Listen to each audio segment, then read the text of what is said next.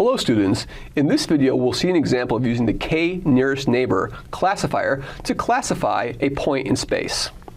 In this situation we have 6 points and their classifications. The point 2, 4, -1 is blue, the point 2, 3, -1 is maize, etc. We want to use the k-nearest neighbors,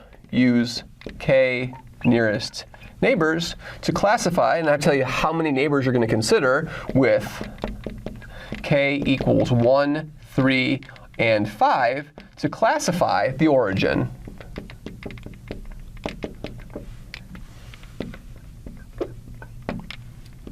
Zero, 0, 0.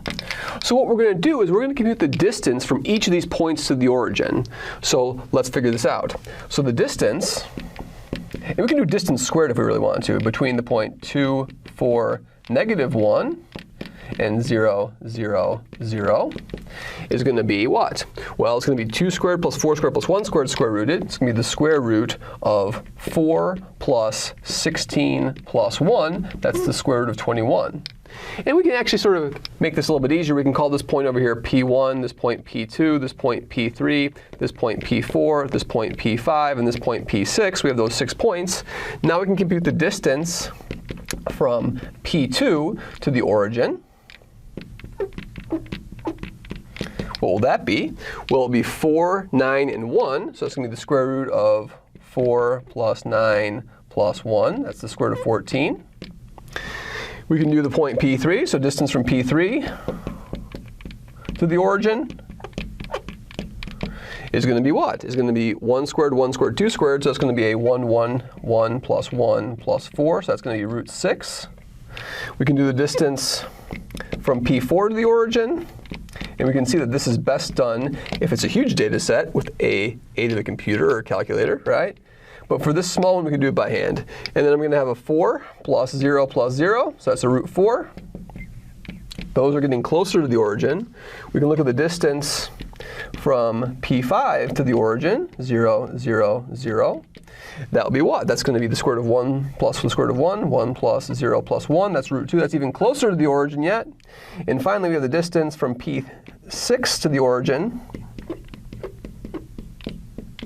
is going to be 1 plus 4 plus 4. That's a root 9. So 1 plus 4 plus 4. I'm going to leave root 9 as root 9.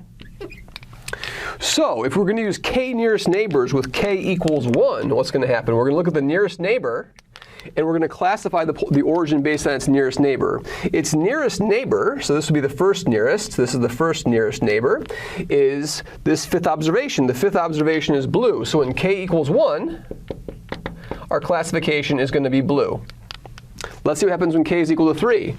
When k is equal to 3, I'm going to look at my 3 most nearest neighbors. So we have a root 2, a root 4, and a root 6 are that's going to be my second place closest. That's going to be my third place closest.